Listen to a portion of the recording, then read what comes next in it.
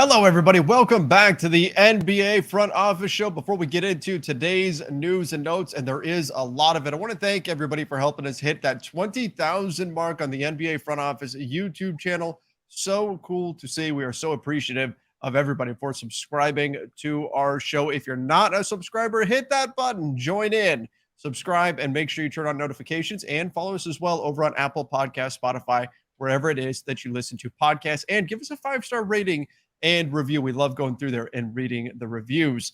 Keith Smith still out today dealing with the effects of COVID. Unfortunately, he is gutting it out, trying to get some things done. You've seen him a little bit on Twitter, but I know he's still feeling pretty under the weather. So joining me once again, we've got Ron Gutterman. Ron, thanks again for hopping in and saving the day here.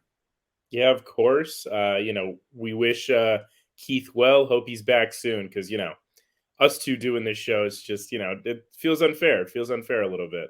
Yeah, it would be great to get Keith in here, especially with some of the news that we've got today. I'm sure he would have a lot to say about this stuff, but hopefully he will be back in action soon. But in the meantime, Ron, let's dive into this. Ime Udoka, let's start there. Looking like possibly nothing official announced as of this recording, but it's expected sometime today. At any moment, this could happen. But we're expecting to see a year-long suspension for Ime Udoka, who had a consensual, inappropriate relationship with a female staff member for the Celtics organization. This news shocked everybody last night. Ron, what do you think about this situation in general? And is this going to be a big distraction for the Celtics this season? I mean, yeah, it's hard to see how it wouldn't be a distraction. 1 week before the start of training camp, and you lose your head coach who just kind of helped you get to an NBA Finals the year before. I mean, Ime Udoka is a really, really great coach, and he showed himself to be a really great coach this last year. So I don't see how this isn't a distraction. If he is out for the entire year, it's a really fascinating situation that I'm sure has more details to it. I think a lot of people have taken this stance where if we have all the information, then a year suspension seems like a lot.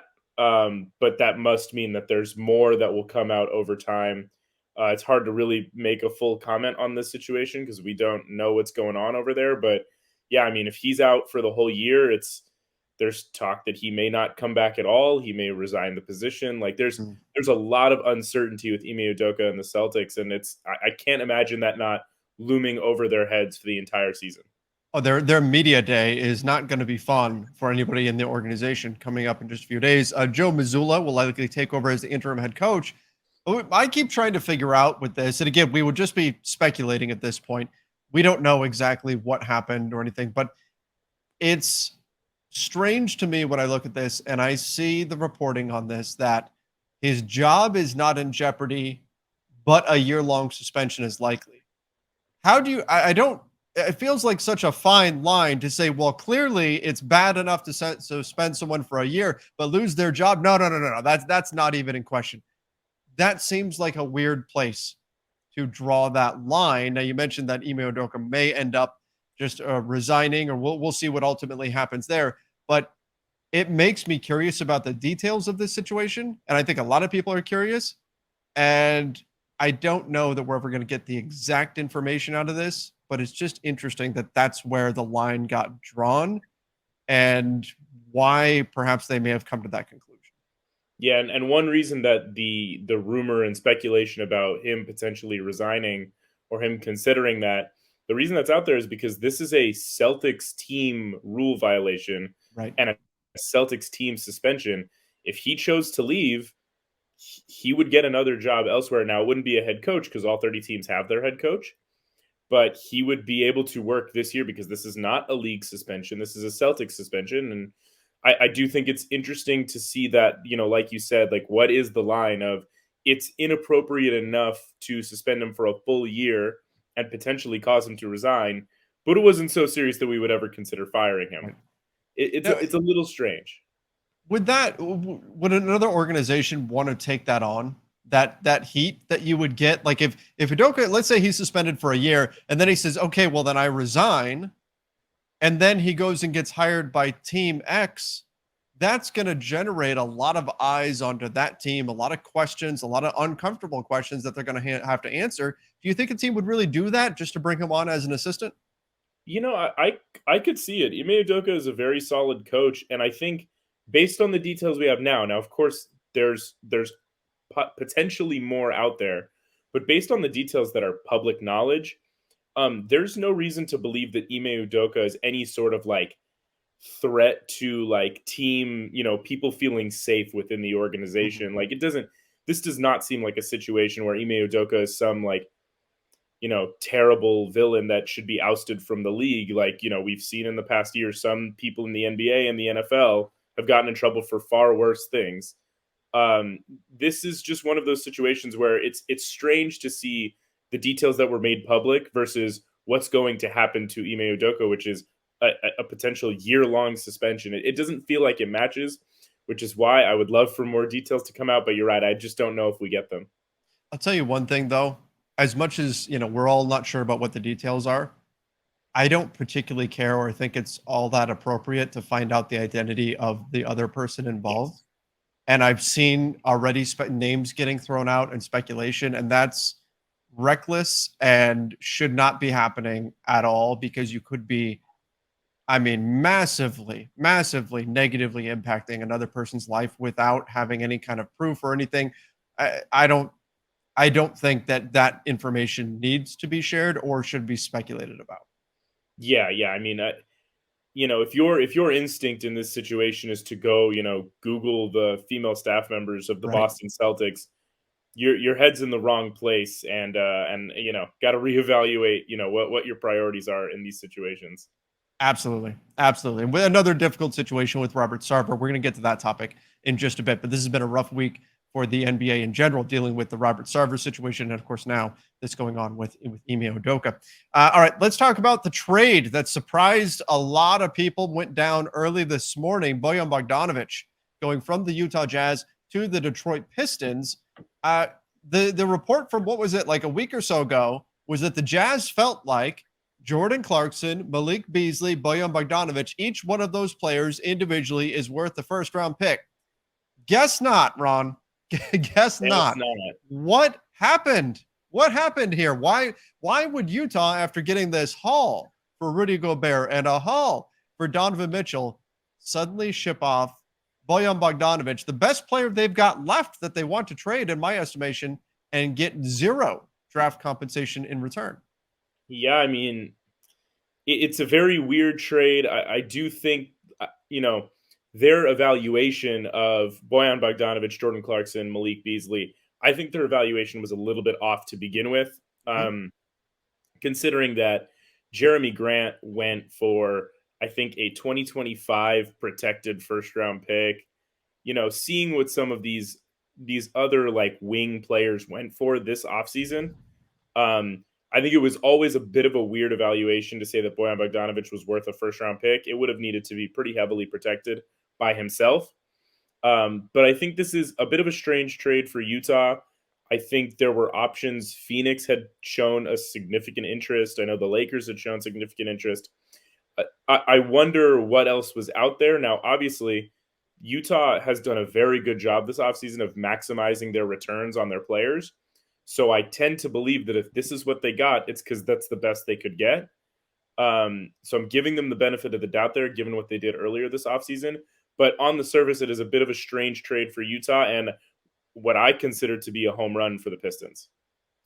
Now, for Utah, you're actually taking on some salary here because you've got salary coming back here in like Kelly Olynyk. He's not fully guaranteed for next year, but I believe he's like $3 million guaranteed Mhm. for next season. So that's some money that you have to take on, even if you decide to you're just going to waive him. That's still some money that you're taking on. So you're taking on some future salary. You've saved a little bit of money this year. I believe the Jazz save about $5 million this season. But again, if you're Utah, you have to be kind of underwhelmed with this return. You said the Pistons, though, should be celebrating here. I think they get a pretty good player at a low cost. What exactly are they getting? And the only confusion here is most assumed that it was going to be a contending team that would trade for Bogdanovich, that would give up any assets to get him. Why are the Pistons, clearly not a contending team, maybe you could say not even a playoff team, why are they making a move like this? I think for the Pistons, this is a great move because it allows you to go in either direction. Now, you can argue where exactly the Pistons fall within the Eastern Conference totem pole, but with the roster they have now, they had a quietly great offseason. And if you look at what they've done in the roster they have now in the Eastern Conference, there is a chance they could contend for a play-in or even one of those low playoff spots. I would probably slot them as a low play-in team, 8, 9, 10, somewhere around there. And if you're the Pistons, that's kind of ahead of schedule given where you were this time 1 year ago. You were not expected to be a play-in team within 1 year. And now it looks like they might be. So you get Bojan Bogdanovic, who is a solid, not 3 and D, but a wing player who is serviceable on defense and shoots the three extremely well. You get a veteran in the building that kind of replaces Jeremy Grant in a way that's, less ball dominant. So you have more time for your young players to develop around Bojan Bogdanovic. You can play out, try to get to the play in. And if you get to January, February, and you're looking at your team and you're saying, oh, like we miscalculated, we're not as far ahead as we thought, you can flip him because a contender will be desperate for a guy like Bojan Bogdanovic in February. So this is pretty much a win-win. You can go whatever direction you want with him because you got him in the building. You didn't have to give up pretty much anything to get him. And I think it's a wonderful move for them. For the Jazz, I'm still a little confused. I'd like to know what Phoenix's final offer was and what the Lakers' final offer Yeah. was. But it's still a solid trade, and I love it for the Pistons. So if you look at, I mean, like Saban Lee, at least you could say the Jazz are getting a young player there. Saban Lee and Kelly Olynyk, of course, going back to Utah. So he's young, he's 23, but ironically, was actually drafted by Utah in the second round. Spent 2 years in the NBA now, but was a second round pick for the Utah Jazz. Obviously, didn't wind up playing there. Wound up going over to Detroit. Now he's back to Utah. So you do pick up a young player there. Kelly Olynyk, what happens with him? Like now, like Utah has a roster crunch problem. They've got more guys on contracts than they can actually have on their roster. They didn't alleviate that. In fact, they made that situation even worse with this trade. So this can't be it for Utah. I don't have their roster in front of me, but I believe that they're now 3 players over? 3 players over. So they're at 18 guaranteed contracts. They have to get down to 15 by opening night. They have 3 players in Jordan Clarkson, Malik Beasley, and Rudy Gay that you feel like you can almost guarantee will be gone in some form or another if they can find a trade partner. There's Mike Conley, and then there's guys on the back end of the roster like your Stanley Johnsons and guys like that they might just outright cut and keep the veterans if they can't find a trade. So that's kind of the 2 routes they can go. They can find trades for their vets, or they can cut the back end guys for nothing and just move on with 15. But yeah, they now have a roster crunch problem. Utah's fascinating. I mean, they completely sold the farm. They're starting over, and they're not going to be very good this year. So I think this is just another trade that solidifies that they have no interest in being good at basketball this year, and they're just getting whatever they can. Yeah, they are getting what they can for these guys. But again, strange when you think about it that no one else could have beat this offer. Like this doesn't seem like a very attractive. Like I think it's fair to say the Jazz got more in exchange for Patrick Beverley than they did for Bojan Bogdanovic. Yeah, I mean, it depends on your evaluation of Talen Horton-Tucker. Sure, and he's very polarizing. I get that. So there's room for arguing on either side of that. But if you said in a vacuum which player should return more value, I would have said Bojan Bogdanovic. Yeah, I probably agree there. Patrick Beverley is a fine player, but Bojan is kind of what today's NBA is all about. So it's interesting to see him get this return when the Jazz got Talen Horton-Tucker and Stanley Johnson for Patrick Beverley. More moves to come here for the Jazz. We know that they're going to be doing some other things. I think from the Lakers side, this is probably it, right? Is this just at this point? Do we just say the roster is what it is for the time being? Yeah. I think that's what you have to say. Bojan Bogdanovic and the Jazz were kind of that last hope that there was going to be a trade, and doesn't look like it's going to be that way. So That's just the way it is now. And I think we got some indication of that yesterday too when we heard the news that the Lakers had reportedly said no to the Pacers, two unprotected firsts in exchange, and Russell Westbrook in exchange for Miles Turner and Buddy Hield. And the Lakers said no, they weren't willing to do that. Well, if you're not willing to give up that value for Buddy Hield and Miles Turner, I can only imagine what they'd be willing to give up to get Bojan Bogdanovic and Mike Conley or something like that. Like I don't see a lot of incentive there for the Lakers. I think they're going to keep their powder dry and do what they can to eventually make a home run swing. We'll see if it pays off for them or not. We'll see later on in the season. Maybe they make a midseason move. Maybe they don't. Might be that this team just has to prove that they're worthy of the front office adding pieces, that they are a piece or two away. And until the front office sees that they are that, they might not be willing to invest the resources right now into this team. But we'll have to see. Again, haven't even gotten to training camp just yet. Speaking of LA teams, even though they might not be LA's favorite team, Kawhi Leonard cleared for a 5-on-5 play. Now, I mean, we were talking about this beforehand, Ron. Like, I would hope that he's cleared, but nonetheless, this is good news for a Clippers team. The Clippers look loaded this year, absolutely loaded, and Kawhi Leonard obviously is going to be a big part of their ultimate success or failure. Yeah, I mean, Kawhi Leonard being back is I mean, you can't really overstate how massive it is for them. Kawhi Leonard is, I mean, the I'm trying to think of the word, the stereotype of the prototype of 3-and-D, you know, what the NBA is about today. That's Kawhi Leonard. He has won championships everywhere he's gone except for the Clippers. This is kind of his chance to get that done. The Clippers have one of the best rosters in the league. They are absolutely one of the league's championship contenders. If you know, Kawhi stays healthy and Paul George stays healthy, this is a championship level team. And so seeing Kawhi back 5-on-5 right before the start of training camp, it's a great thing. And yeah, I mean, you hope health for him and for Paul George for the whole season, because they are loaded. You know, I think Ramona Shelburne had a comment the other day that was interesting. You know, it's something we've talked about before. It's nothing new, but Anthony Davis gets all of this flack for being injury prone, and yet he's played more than Kawhi Leonard or Paul George over the last few seasons. He's been more available than either of those guys. So as much as we talk about, can Anthony Davis stay healthy? Finally, this guy is, you know, Mr. Glass and street clothes and all this kind of stuff. Can the Clippers get their guys to stay healthy? Because if they can, though, this could be a championship level team. This is a good team even without Paul George and Kawhi Leonard. They could be a playoff team without those guys. With those guys, they could potentially win this whole thing. But again, those guys have to prove they can stay healthy. Yeah, that's what it's all about. Kawhi Leonard, look, he is an injury-prone player. And, you know, we can say Anthony Davis has played more games than him. It's true. They're both injury-prone. I think it's fair to say. I don't think Anthony Davis's ability to stay healthy, his availability is still low. Kawhi Leonard's is just lower. So they're both injury-prone. Kawhi needs to prove he can stay healthy for a full NBA season.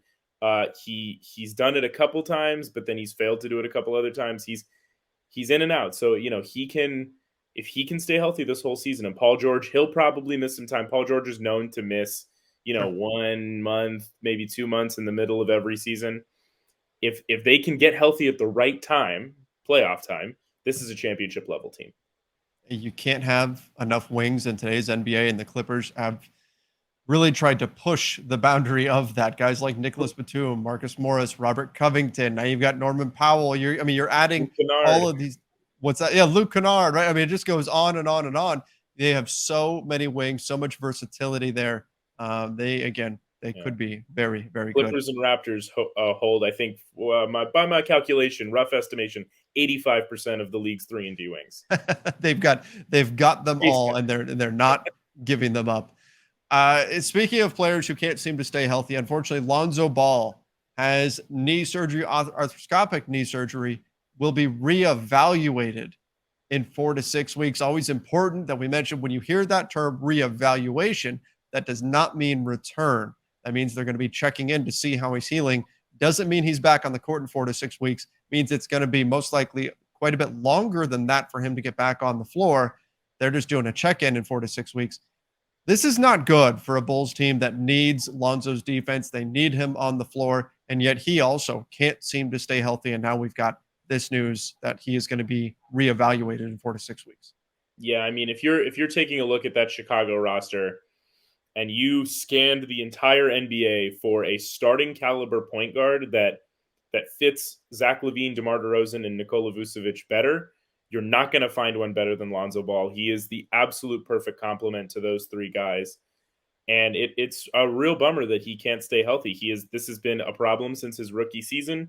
He cannot play full NBA seasons. His knees are just not built for it. It appears, and it's really disappointing. My hope would be, and if you're a Bulls fan, what you can hope for is that the injuries happening at the beginning of the season, and that he can get back in December, January, and he can remain healthy through the playoffs. When he starts his season healthy, he generally loses his health around February, March. So the hope is that basically you're condensing his season to January to April, January to May. Right. Now, Lonzo, I mean, he's known for being injury prone. His body does not seem to like NBA basketball. He's also a slow healer.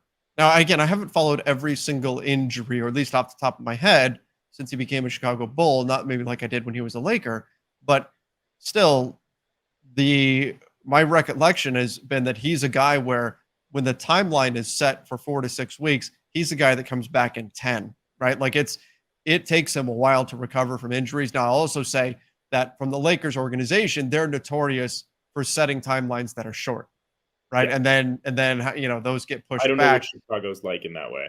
Right. So that is something to factor in here too. But he's not the guy where, oh my gosh, this is a 2-month injury, and then he's back in a month and everybody's shocked at how quickly he healed and all that kind of stuff. That's not Lonzo Ball, at least not what we've seen historically. But again, good news if you're a Bulls fan.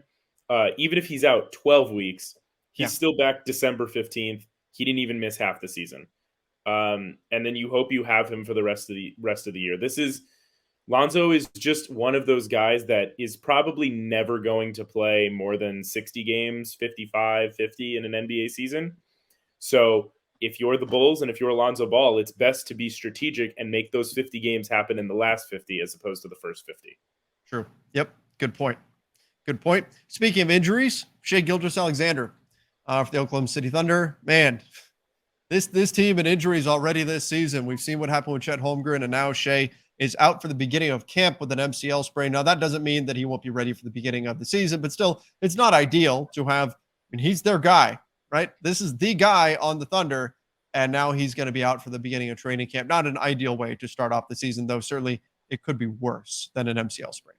Yeah, an MCL sprain, I'm not a doctor or anything like that, but that's usually, a 4-week timeline, 4 to 6 week timeline, like return timeline, not a reevaluation timeline.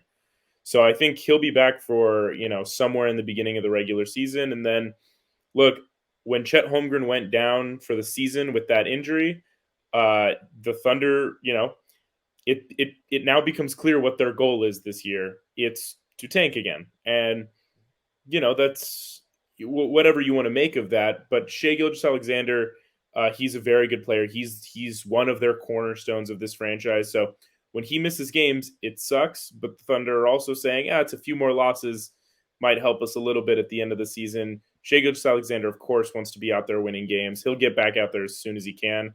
Hopefully he doesn't miss too many games. The Thunder aren't going to rush him back. They don't have any reason. But I mean, no team really has reason to do so at the beginning of the season, but they will be overly cautious with him just to make sure that he's 100%. And they should be. They should be.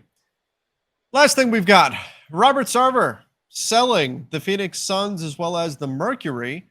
Ultimately came to that conclusion, did get that 1-year ban from the NBA due to the results of the investigation that was done upon the Suns franchise and his actions.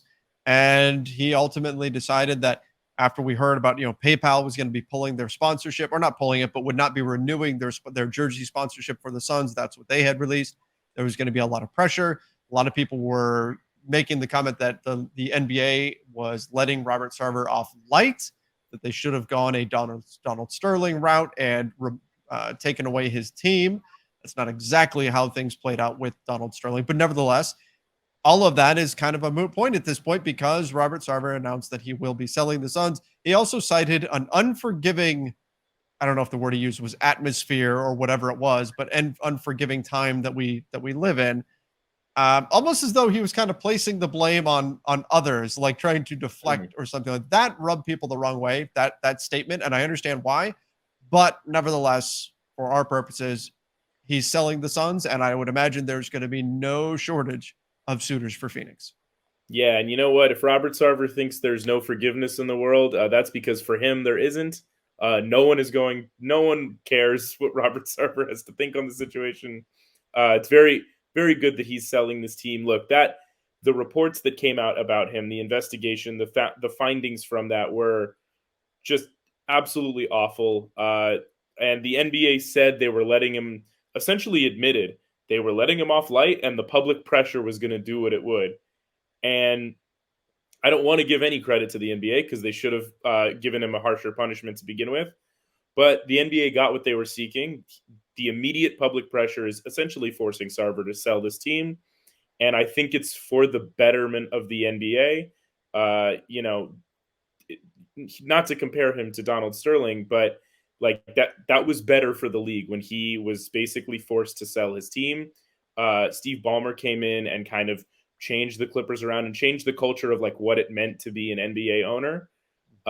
He, being a very active person. And I think we're starting to see a new era of ownership in all sports, really, where guys that are coming in and buying these teams are guys that are just super passionate and love the game and seem to be better people.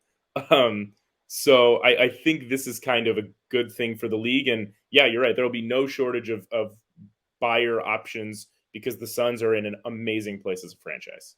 I think that this could also be really good for the Suns. You look at what happened with the Clippers, and you had an owner who didn't want to spend. And again, I look, Sterling needed to be removed for a lot of reasons. I'm not saying that he needed to be removed because of his lack of a willingness to spend money, but the extra kind of silver lining for the Clippers was that you got in someone, Steve Ballmer, who, hey, you got to pay some extra money for Norman Powell. We're going to get a sweetheart deal from the Blazers, and all you have to do is pay more money, and you're going to get Robert Covington and Norman Powell essentially for free. For very little assets, right? Yeah. Going out. You just have to be willing to pay for them. Ballmer just says, oh, sure, hang on. I've got that money in my couch cushions. Here you go.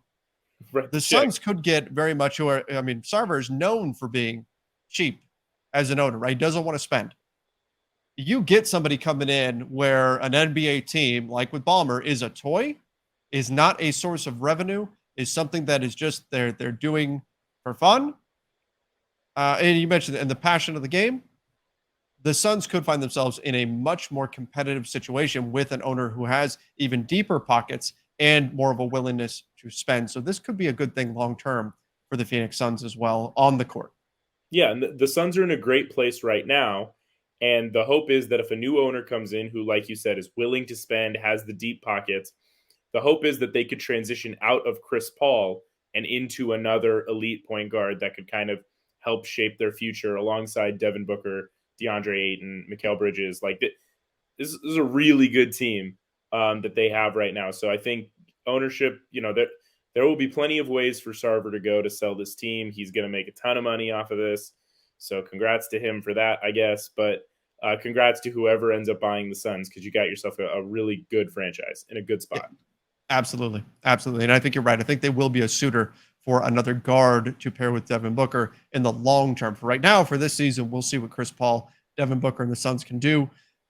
The lasting impression of the Suns from last season, that Game 7 complete no-show against the Dallas Mavericks. We'll see what the Suns can do this year to try to erase that from memory. But Ron, we got through a lot today, a ton going on in the NBA. Thanks so much for jumping on here with me. Yeah, of course. Best health wishes to Keith. Hopefully he's back on this show soon so that, you don't have to keep going to the alternate to fill in. Ron, you do a fantastic job every time you're on here. It's so thankful that you can jump on here and help us out. Everybody watching and listening, again, make sure you subscribe to the NBA Front Office Show. The NBA season, oh boy, today it's officially fall now, which is great. It means the NBA is right around the corner. We're going to have preseason games before we know it. Training camp starting up. Let's go Till next time, everybody. See ya and stay safe.